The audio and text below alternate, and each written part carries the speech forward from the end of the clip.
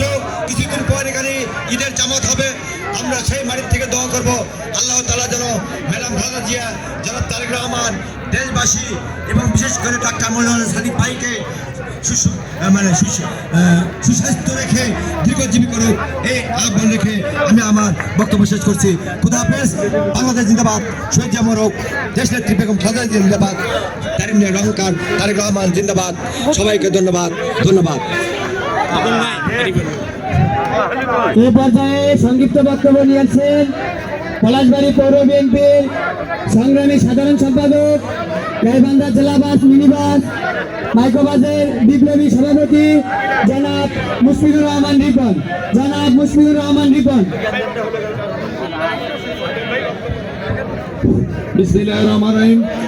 বাংলাদেশ জাতীয় দল বিএনপি 1 নম্বর ও 2 নম্বর ওয়ার্ড শাখা কর্তৃক আয়োজিত আজকের এই মাহফিলের সম্মানিত সভাপতি আমাদের মাঝে উপস্থিত আছেন বাংলাদেশ জাতীয় দল বিএনপি সংগ্রামী সভাপতি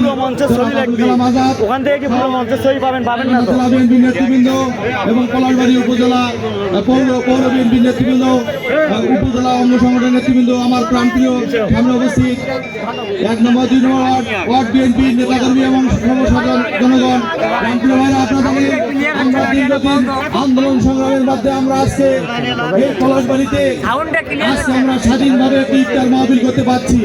আমরা দীর্ঘদিন চেষ্টা করেছি, 17 বছর আমরা আন্দোলন করেছি, সংগ্রাম করেছি, এই ব্রাক মোড়ে আমরা আন্দোলন করেছি, সংগ্রাম করেছি, কিন্তু আমরা এইভাবে একত্রিত বসতে পারি নাই।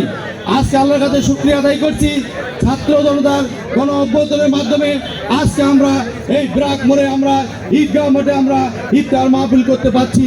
প্রাণপ্রিয় ভাইরা, আপনার 17 বছর আপনারা ভোট দিতে পারেননি।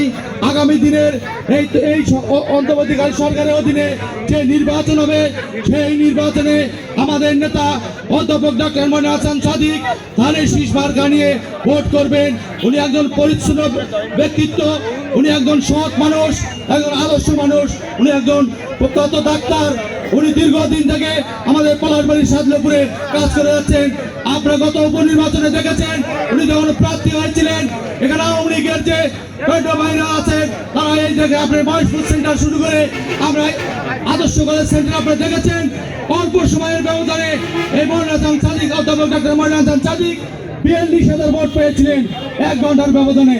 যদি সারাদিন ভোট হতো তাহলে লক্ষাধিক ভোটে উনি এমপি নির্বাচিত হতেন। এই জন্য আপনারা আগামী দিনে আমাদের নেতা অধ্যাপক ডক্টর মনির হাসান সাদিক ধানের শীষ মার্কা নিয়ে নির্বাচনে প্রার্থী হবেন। আপনারা আদর্শ কলেজ এবং মহেশপুর সেন্টারে আপনারা ধানের শীষ মার্কা জয়যুক্ত করে আগামী দিনে অধ্যাপক ডক্টর ধানের শীষের মার্কা দিয়ে জয়লাভ করে আমরা পলাশবাড়ির সাথে জাতীয় সংসদে পৌঁছে যাই। এই আহ্বান রেখে আমি আমার সংক্ষিপ্ত কথা এখানে শেষ করছি। শহীদ জামরক, দেশ নেত্রী বেগম খালেদা জিয়া জিন্দাবাদ, তারেক রহমান আগামী দিনের ভবিষ্যৎ, ডক্টর মনির হাসান সাদিক জিন্দাবাদ। সকলকে ধন্যবাদ।